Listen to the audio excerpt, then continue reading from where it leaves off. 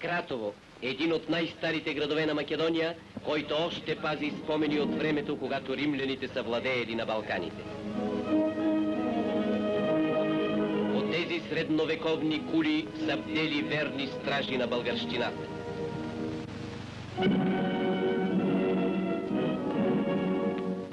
Прочутият Радин мост. От тук се е хвърлил в пропаста войводата апостол за свободата Йосиф Даскалов.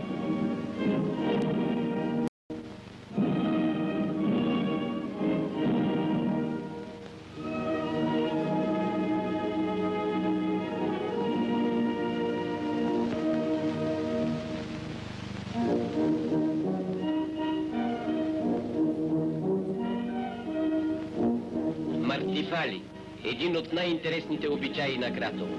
Срещу Гергьовден млади момии и булки си гадаят какво ще им се случи през годината.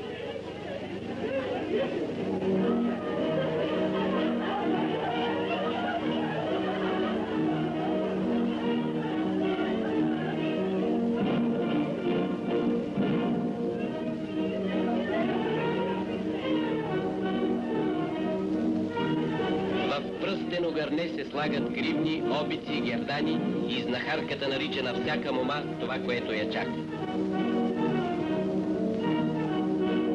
След гадаенето живописно момино хоро.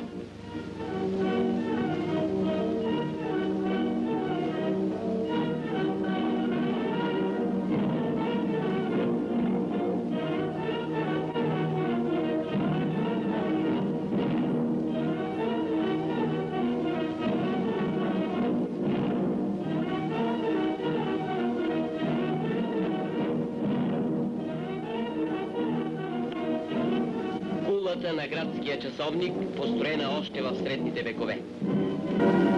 Както навсякъде в обединеното ни отечество, и в Кратово се отпразнува тържествено празника на героите, с шествие и молебен на градския площад.